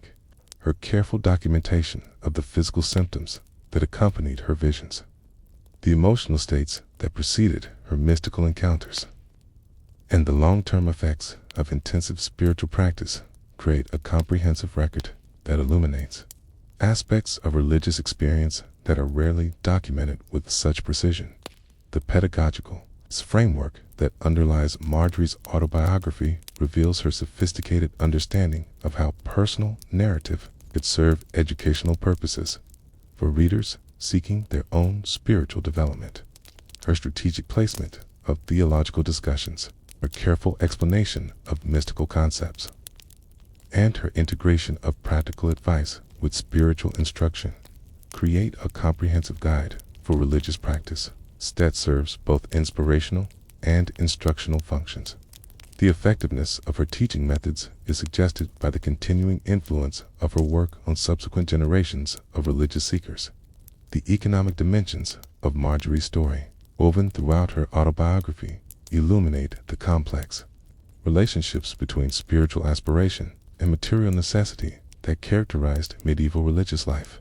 Her honest discussion of financial pressures, family obligations, and the practical costs of pursuing an unconventional religious career provides realistic insights into the economic challenges that faced individuals seeking to combine spiritual calling with domestic responsibility.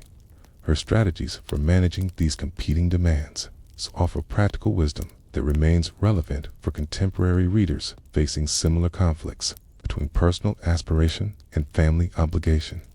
The feminist implications of Marjorie's autobiography, while never explicitly articulated in modern terms, emerge clearly through her consistent challenge to gender-based limitations on women's intellectual and spiritual development. Her demonstration that an illiterate woman could master complex theological concepts, engage with sophisticated philosophical issues, and create lasting literary work provided powerful evidence against contemporary assumptions about women's inherent intellectual limitations. The precedent that her achievements established influenced subsequent generations of women seeking to participate in intellectual and religious life. Despite institutional constraints, the preservation history of Marjorie's manuscript revealed the complex processes through which medieval literary works survived or disappeared depending upon the interests and values of successive generations of readers and custodians. The fact that her autobiography survived when countless other medieval texts were lost suggests that her work possessed qualities that transcended the particular controversies that surrounded her during her lifetime. The rediscovery of her manuscript in the 20th century and its subsequent recognition as a masterpiece of medieval literature demonstrates how literary value can be recognized across historical periods despite changing cultural assumptions and values. From the written testimony of Marjorie Kemp's remarkable survival, we turn now to the silent witnesses that archaeology has uncovered in graveyards across medieval Europe, the skeletal remains of countless women who did not survive the fundamental challenge that defined medieval womanhood, bringing new life into the world. These bones tell stories that no chronicler recorded, speak truths that no autobiography preserved, and reveal the stark mathematical reality behind the romantic myths that have long obscured the brutal facts of medieval motherhood. In the summer of 1982, a team of archaeologists working in the cemetery of a small parish church in Warham Percy, a deserted medieval village in Yorkshire, made a discovery that would fundamentally alter our understanding of women's lives in the Middle Ages. As they carefully excavated a burial that initially appeared routine, a simple grave marked only by a few stones, arranged in the characteristic pattern of medieval Christian burial, they uncovered skeletal remains that told a story of tragedy repeated countless times across medieval Europe, yet rarely documented in the historical record that focused primarily on the lives and deaths of men. Picture the moment when the archaeologists' brushes revealed the full extent of this medieval grave, the skeleton of a young woman, probably no more than 20 years old, lying in the traditional Christian burial position with her hands folded across her chest and her head oriented toward the east in anticipation of resurrection. It nestled against her pelvis, positioned in a way that could only mean one thing: lay the tiny bones of an infant who had never drawn breath in the world outside the womb. Mother and child had been buried together, their joint grave marking the end of a story that had begun with hope and ended in the darkness that claimed so.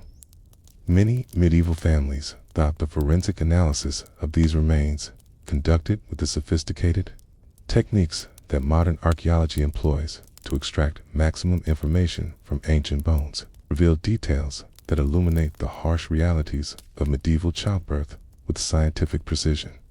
The woman's skeleton showed evidence of malnutrition during childhood, indicated by distinctive markings on her teeth and bones that develop when growing bodies lack adequate nutrition during critical developmental periods. Her overall bone structure suggested someone who had performed heavy physical labor from an early age, her spine showing the characteristic compression patterns that result from years of carrying heavy loads and bending over grinding stones and other work surfaces. The positioning of the infant's remains indicated that death had occurred during or immediately after birth. The tiny skeleton perfectly preserved in the position it would have occupied within the mother's body during the final stages of pregnancy. Forensic examination suggested that the child had been fully developed and ready for birth, making the death even more tragic as it represented not a miscarriage or premature labor, but the failure of what should have been a viable delivery. The mother's pelvic bones showed no obvious deformities that would have made normal birth impossible, suggesting that death resulted from complications that medieval medicine was powerless to address. This discovery at Warham Percy represents just one example of a pattern that archaeological excavations have revealed across hundreds of medieval cemetery sites throughout Europe. It's a frequency with which archaeologists uncover burials of women who died in childbirth, often buried alongside their infants, provides stark statistical evidence of the dangers that every medieval pregnancy represented. These silent testimonies speak more powerfully than any written record about the reality of women's lives in an era when bringing a child into the world carried a significant possibility of leaving it orphaned. The preservation conditions that allow these ancient tragedies to survive in the archaeological record depend upon specific soil chemistry and burial practices that protected organic materials from complete decomposition over the centuries. The limestone soils common in many parts of medieval Europe created alkaline conditions that helped preserve bone material, while the careful burial practices of Christian communities ensured that remains were placed in protected environments where they could survive largely intact until modern archaeological investigation brought them back to light. Consider the broader implications of what these discoveries reveal about medieval demographics and social structure. Each burial of a woman who died in childbirth represents not only an individual tragedy, but also a catastrophic loss for the entire family and community. The death of a young mother meant the loss of her labor, her childbearing potential, her accumulated knowledge and skills, and her role in the complex web of relationships that held medieval communities together. The surviving children faced the probability of growing up without maternal care, while the widowed husband confronted the challenge of managing both household and farm work without his partner's essential contributions. The scientific techniques that modern archaeologists employ to analyze these medieval remains can reveal extraordinary details about the health, nutrition, lifestyle, and final experiences of people who lived centuries ago. Isotope analysis of bone and tooth material can indicate the geographical region where individuals spent their childhood, the types of food they consumed, and even seasonal variations in their diet. Examination of bone density and structure can reveal patterns of physical activity and occupational stress, while analysis of pathological conditions can illuminate the diseases and injuries that affected medieval populations. The evidence for malnutrition that appears consistently in the skeletal remains of medieval women who died in childbirth reflects the broader nutritional challenges that affected entire populations during this period. The combination of limited food supplies, poor preservation techniques, and the unequal distribution of resources within families meant that women often received inadequate nutrition precisely when their bodies needed additional resources for pregnancy and lactation. The effects of chronic malnutrition during childhood created developmental problems that increased the risks associated with subsequent pregnancies, creating a cycle of nutritional deficit that passed from one generation to the next. The age patterns revealed by analysis of medieval cemetery populations demonstrate that women faced elevated mortality risks during their reproductive years, with death rates spiking dramatically for women between the ages of 15 and 35. This demographic pattern, clearly visible in the archaeological record, contrasts sharply with modern mortality patterns, where deaths during childbearing years are relatively rare. The medieval pattern reflects a world where pregnancy and childbirth represented the leading causes of death for women in their prime reproductive years. The archaeological evidence for medieval obstetric practices reveals the limited medical knowledge and primitive techniques available to assist women during difficult births. Analysis of pelvic bones from women who survived multiple pregnancies shows evidence of fractures and deformations that resulted from traumatic deliveries, while examination of infant remains reveals attempts at surgical intervention that rarely succeeded in saving either mother or child. The absence of effective anesthesia, antiseptic procedures, or sophisticated surgical techniques meant that complications during delivery often proved fatal, despite the best efforts of medieval midwives and physicians. The burial practices associated with women who died in childbirth illuminate medieval attitudes toward maternal death and religious beliefs about the fate of mothers and infants who died together. The careful positioning of infant remains with their mothers suggests a belief that the bond between mother and child continued beyond death, while the Christian orientation of these burials indicates confidence in eventual resurrection and reunion. The inclusion of grave goods in some maternal burials, such as coins, jewelry, or religious artifacts, suggests that these women were honored for their sacrifice, even as their deaths represented catastrophic losses for their families. The regional variations in maternal mortality rates that emerge from comparative analysis of different medieval cemetery sites reflect the complex factors that influence women's survival during childbirth. Urban populations, with their access to more experienced midwives and slightly better nutrition, show somewhat lower rates of maternal death than rural communities. Wealthy families, represented in cemetery sites associated with manor houses and religious institutions, demonstrate better survival rates than peasant populations. Though even privileged women faced significant risks during pregnancy and delivery, the seasonal patterns of maternal death visible in medieval cemetery populations reflect the agricultural cycles that governed rural life and the nutritional stresses that affected pregnant women during different times of the year.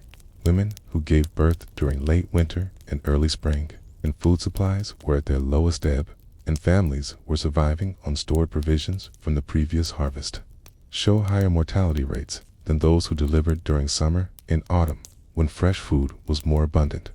These patterns reveal how deeply environmental factors influenced reproductive outcomes in societies that lacked reliable food distribution systems. The archaeological excavation of medieval settlements has revealed another crucial piece of the reproductive health puzzle that defined women's lives during this period: the material culture surrounding childbirth and the limited medical knowledge available to assist women during their most vulnerable moments. In 1987, colleges working at a medieval hospital site in Winchester uncovered a collection of medical instruments that provides chilling insight into the primitive state of obstetric care available to medieval women, even in the most advanced medical facilities of their time. Among the artifacts discovered in what appears to have been a medical storage area were several bronze instruments whose purpose becomes clear only when considered in the context of medieval birthing practices. These tools, corroded green with age but still recognizable to modern medical historians, represent the limited arsenal that medieval practitioners possessed when faced with difficult births that threatened the lives of both mother and child. The largest of these instruments, measuring nearly 8 inches in length, appears to be a primitive form of forceps, though its crude construction and lack of sophisticated articulation suggests that its use often caused more harm than help. Survival of these medical implements in the archaeological record provides rare physical evidence for practices that are otherwise documented only in Latin medical texts written by male physicians who likely had little direct experience with childbirth. The contrast between the theoretical knowledge served in medieval medical treatises and the crude reality of actual medical instruments fills the enormous gap between medical theory and practice that characterized medieval healthcare, particularly in areas related to women's reproductive health. Medieval midwifery represented a complex blend of accumulated practical experience, folk wisdom, religious belief, and limited medical knowledge that had been passed down through generations of women who learned their skills through apprenticeship and direct observation rather than formal education. The midwives who attended births in medieval communities typically combined years of experience with knowledge of herbal remedies, basic anatomy, and various techniques for managing difficult deliveries, yet their effectiveness was severely constrained by the limited understanding of infection, the absence of effective pain relief, and the lack of surgical techniques that could save lives when complications arose. The herbal remedies that medieval midwives employed during labor and delivery reflect sophisticated understanding of plant-based medicines that could provide some relief from pain and help manage certain complications. Archaeological analysis of seeds and plant remains found in medieval contexts has identified numerous herbs that were commonly used during childbirth, including ergot for controlling bleeding, willow bark for pain relief, and various plants believed to speed labor or ease delivery. While some of these traditional remedies contained compounds that modern science recognizes as medically effective, Others were based on sympathetic magic or religious beliefs rather than pharmacological properties. The social position of medieval midwives reveals the complex attitudes that medieval society held toward women who possessed specialized knowledge about reproductive health. These women occupied a unique position within their communities, respected for their essential skills, yet also viewed with suspicion because their work involved intimate contact with the mysterious processes of birth and death. The successful midwife could become a figure of considerable influence within her community, consulted not only for obstetric matters, but also for various other health concerns affecting women and children. The religious dimensions of medieval midwifery practice reflect the deep integration of spiritual and medical approaches to healthcare that characterized the period. Midwives typically combined practical interventions with prayers, blessings, and religious rituals designed to invoke divine protection for mother and child. The use of religious relics, holy water, and consecrated objects during delivery was considered as important as any medical technique, reflecting a worldview that saw spiritual and physical health as inseparably connected. The training that medieval midwives received varied considerably depending upon their social circumstances and the availability of experienced practitioners willing to share their knowledge. In urban areas with established medical communities, aspiring midwives might receive relatively formal instruction from experienced practitioners who had developed sophisticated techniques through years of practice.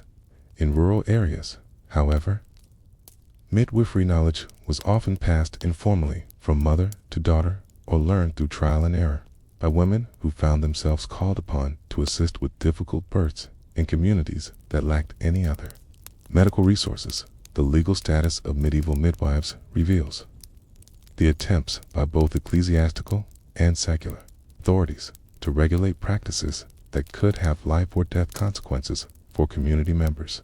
Church authorities were particularly concerned with ensuring that midwives understood the proper procedures for emergency baptism of infants who appeared unlikely to survive, while secular legal systems attempted to establish standards of competence and accountability for practitioners whose mistakes could result in the deaths of mothers or children.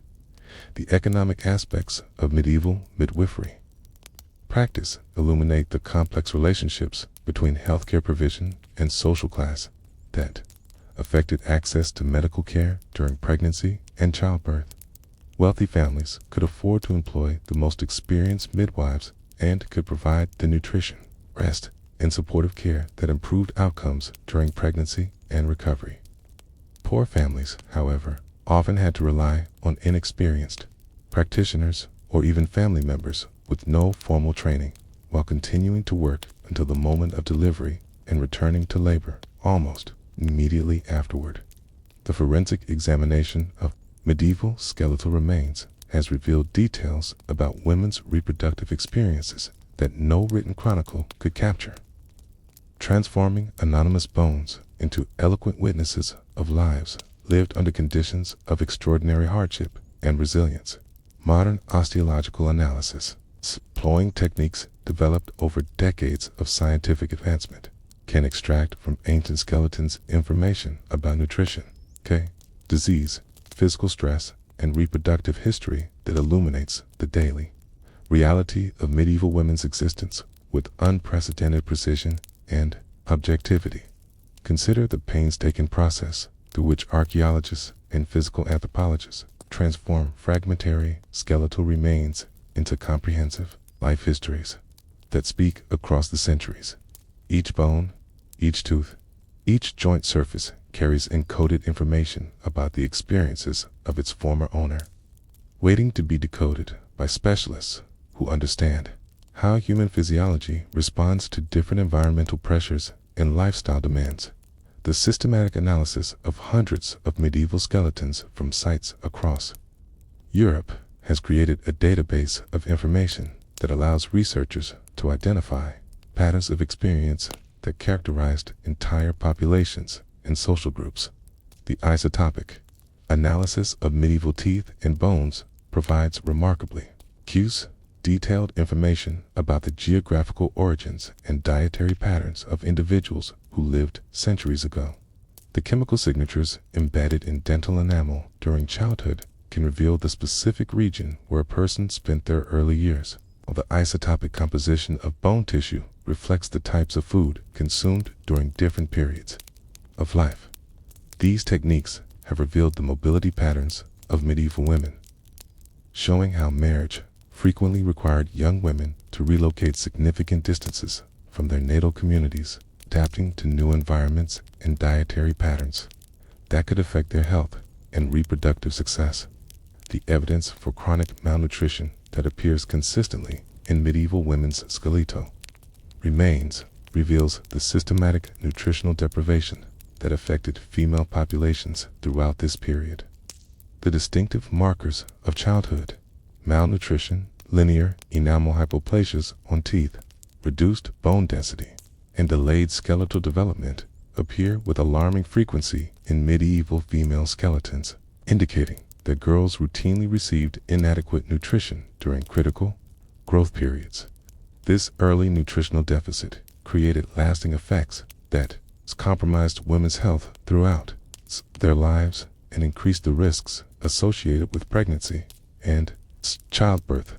The analysis of pelvic modifications that result from childbirth has enabled researchers to identify patterns of reproductive experience in medieval women with remarkable precision.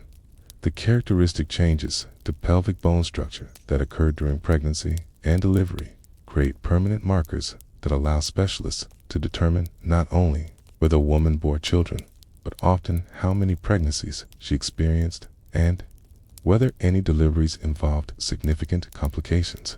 These forensic techniques have revealed that medieval women who survived to adulthood typically experienced multiple pregnancies, with many showing evidence of 5 or more births. The pathological conditions visible in medieval women's skeletons provide direct evidence for the diseases and injuries that affected female populations during this period. The high frequency of spinal deformities, joint deterioration, stress fractures reflects the physically demanding nature of medieval women's work, while evidence for infectious diseases reveals the epidemiological challenges that faced entire communities. The analysis of specific pathological conditions can often indicate the cause of death, providing statistical data about mortality patterns that complement the demographic information available from historical records. The dental analysis of medieval populations reveals detailed information about diet, health, and social status that illuminates the conditions under which different groups of women lived. The patterns of tooth wear, decay, and loss that characterize medieval dentition reflect both the coarse nature of medieval food and the limited dental care available to most people. The analysis of dental calculus, mineralized plaque preserved on ancient teeth, can reveal specific foods consumed and even evidence for medicinal plants used to treat various health conditions.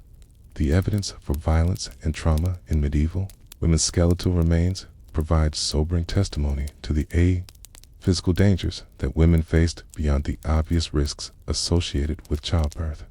The frequency of healed fractures, especially defensive wounds on forearms and hands, suggests that domestic violence was a significant threat to women's safety throughout the medieval period. The patterns of traumatic injury visible in medieval female skeletons reflect both the hazards of daily life and the social conditions that left women vulnerable to physical assault and abuse. The comparative analysis of skeletal remains from different social classes reveals the dramatic health disparities that characterized medieval society. Women buried in elite contexts show evidence of better nutrition, less physical stress, and greater access to medical care than those interred in peasant cemeteries. Yet, even high-status women faced significant reproductive risks, and the skeletal evidence suggests that social privilege provided only limited protection against the fundamental biological challenges of medieval life. The seasonal patterns of death visible in medieval cemetery populations reflect the environmental stresses that affected entire communities and the particular vulnerabilities that pregnant women faced during different times of the year. The clustering of maternal deaths during late winter and early spring corresponds to periods when food supplies were typically at their lowest and nutritional stress was most severe. These patterns reveal how deeply agricultural cycles influenced reproductive outcomes and how environmental factors could overwhelm individual medical interventions. The preservation of soft tissue and exceptional burial conditions has provided researchers with unique opportunities to study the specific pathological processes that cause death in individual medieval women. The rare instances where mummification or other preservation processes maintained organic materials have revealed evidence for specific obstetric complications, including placental problems, infections, and hemorrhaging that medieval medicine was powerless to treat effectively.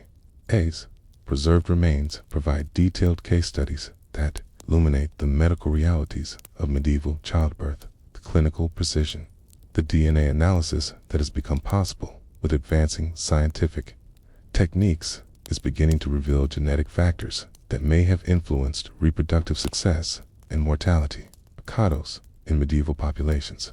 The identification of genetic variants associated with immune system function, blood clotting disorders, other conditions relevant to pregnancy outcomes suggest that natural selection pressures related to reproductive survival may have gradually altered the genetic composition of human populations over time. These studies provide insights into the evolutionary consequences of the demographic patterns that characterized medieval society. The analysis of infant and child remains from medieval cemeteries complements the maternal mortality data to create a comprehensive picture of reproductive challenges that affected entire families and communities. The high frequency of perinatal deaths, infants who died during or shortly after birth, reflects both the dangers of medieval childbirth and the limited medical interventions available to save children who experienced birth complications. The patterns of infant mortality visible in medieval cemeteries revealed the multiple challenges that faced families attempting to raise children to adulthood in this dangerous environment. The evidence for attempted medical interventions visible in medieval skeletal remains provides rare insights into the practical realities of medieval healthcare and the desperate measures that practitioners sometimes employed when facing life-threatening complications. The occasional evidence for crude surgical procedures, including attempts at cesarean section and skull trepanation, suggest that medieval medical practitioners were willing to attempt dramatic interventions.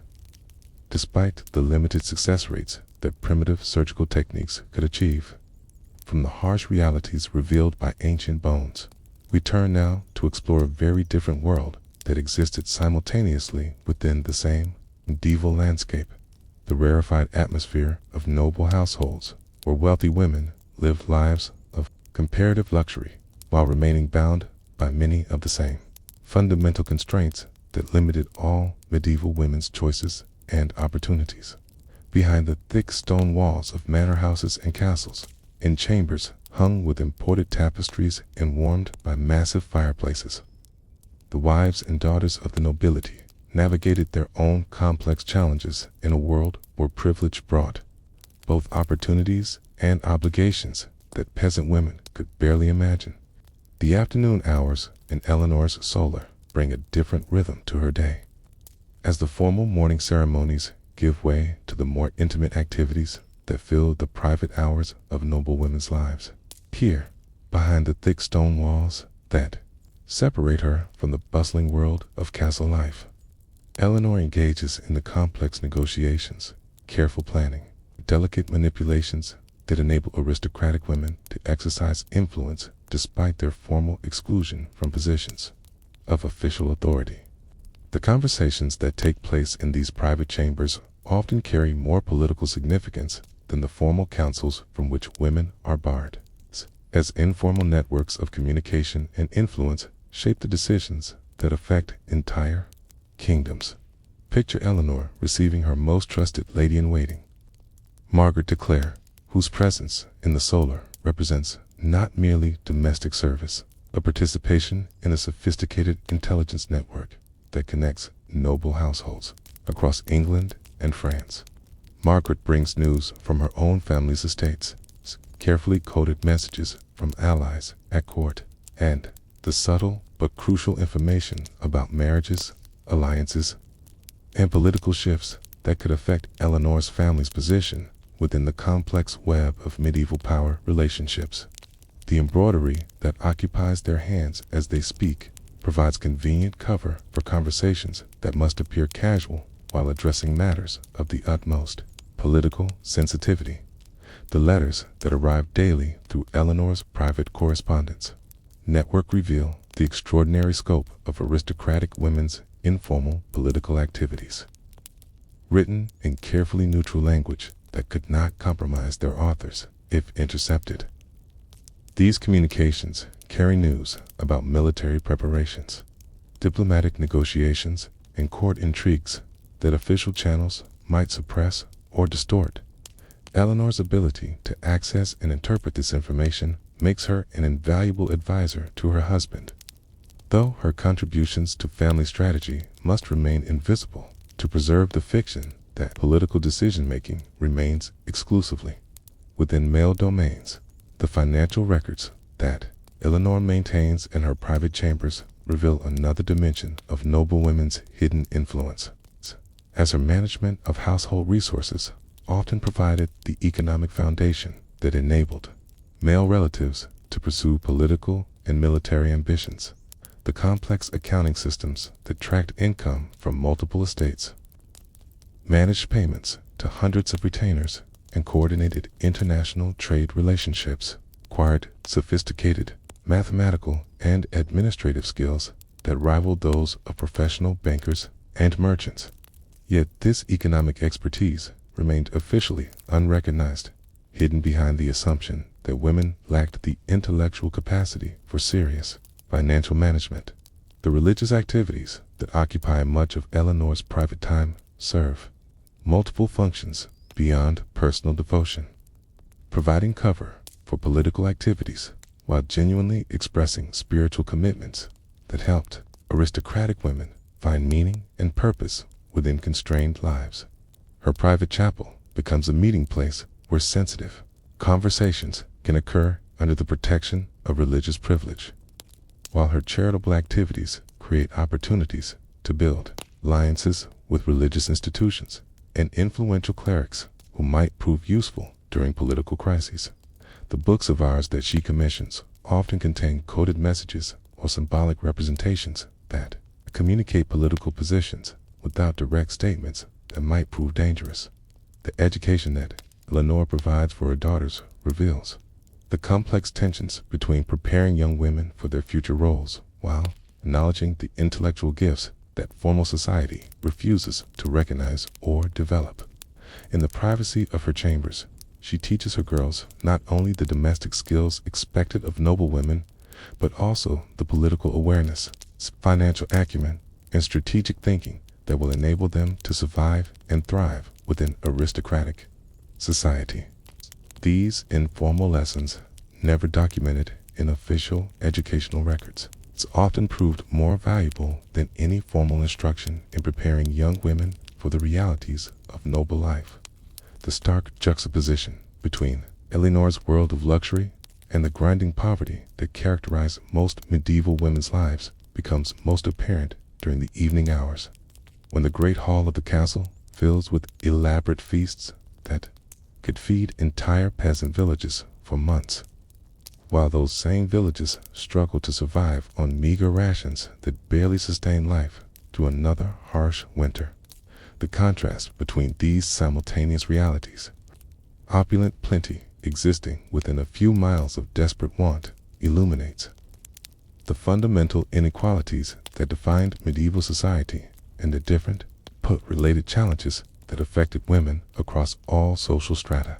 Picture Eleanor presiding over the evening meal in the great hall, seated at the high table beneath banners that displayed her family's coat of arms, while below her stretches a scene of abundance that would seem fantastical to the peasant women. Labor makes such luxury possible. The tables groan under the weight of roasted meats, fine wines, elaborate pastries, and imported delicacies that represent more wealth than most families will see in their entire lifetimes. Yet, even as Eleanor participates in this display of aristocratic power and privilege, she remains aware of the reports that reach her through various channels about crop failures, village famines, the desperate conditions that affect the peasant families whose taxes and labor support her comfortable existence. The perfumes that scent Eleanor's chambers, precious oils, and aromatic compounds imported from distant lands at enormous cost, create an atmosphere of luxury that stands in sharp contrast to the harsh odors of smoke, cannibals, and unwashed bodies that characterize peasant cottages. The roses and exotic spices that perfume her clothing and living spaces require the labor of dozens of people working in specialized trades that exist solely to serve aristocratic tastes, while peasant women like Agnes have never experienced any scent more pleasant than the occasional wildflower gathered during brief moments of respite from endless work. The tapestries that warm Eleanor's chambers and display her family's wealth and status represent years of skilled artisan labor and materials that cost more than most peasants earn in decades of back-breaking work. These magnificent textile artworks, depicting scenes of courtly life, religious narratives, and mythical adventures, create an environment of visual beauty and sophistication that contrasts dramatically with the bare walls and minimal furnishings that characterize peasant dwellings. The artistic sophistication and cultural refinement that these tapestries represent exist in a completely different universe from the purely functional aesthetic that governs peasant material culture. The evening entertainment that fills Eleanor's leisure hours, musicians playing complex compositions on expensive instruments, Kami, Hart reciting elaborate verses in multiple languages, K. Sirs performing sophisticated choreographed pieces, demonstrates the existence of entire artistic traditions that developed solely for aristocratic consumption. The cultural achievements that flourish in this environment of patronage and leisure represent extraordinary human creativity. Yet they exist in complete isolation from the oral traditions and simple entertainments that provide the only cultural enrichment available to peasant communities struggling to survive from one season to the next. The international cuisine that graces Eleanor's table, spices from Asia, wines from France, exotic fruits and delicacies transported across vast distances at enormous expense, creates dining experiences that peasant families could never imagine, let alone afford. While Agnes and her family subsist on porridge, coarse bread, and whatever vegetables they can grow or preserve, Eleanor enjoys meals that represent the culmination of international trade networks and culinary sophistication that showcase the finest products available anywhere in the known world. The medical care that Eleanor receives when illness strikes her household demonstrates the vast disparities in healthcare access that characterized medieval society. Her family can summon university-trained physicians, obtain rare and expensive medicines, and receive surgical interventions that remain completely unavailable to peasant families, who must rely on folk remedies and the limited knowledge of local wise women. The contrast between these levels of medical care often means the difference between recovery and death, between successful treatment and permanent disability. The educational opportunities available to Lena's children, private tutors who provide instruction in multiple languages, exposure to sophisticated literary and philosophical traditions, access to extensive libraries and scholarly resources create intellectual development possibilities that remain utterly beyond the reach of peasant families whose children must begin contributing to survival efforts before they reach school age. The literacy, cultural knowledge, and intellectual sophistication that aristocratic education provides create fundamental differences in worldview and capability that perpetuates social divisions across generations. The leisure time that Eleanor enjoys for personal pursuits, artistic patronage, and intellectual development exists only because hundreds of other people perform the labor necessary to maintain her lifestyle, while peasant women like Agnes work from dawn to dusk simply to meet basic survival needs. Eleanor can devote hours to embroidery, reading, musical practice, and other activities that develop personal talents and provide individual satisfaction. This freedom to pursue personal interest represents perhaps the most fundamental privilege that aristocratic status provides. The geographic mobility that Eleanor's position allows travel between different family estates, pilgrimages to distant religious sites, visits to royal courts, and other aristocratic households creates opportunities for cultural exchange and intellectual development that contrast sharply with the narrow geographical boundaries that confine most peasant families to the immediate vicinity of their birthplaces.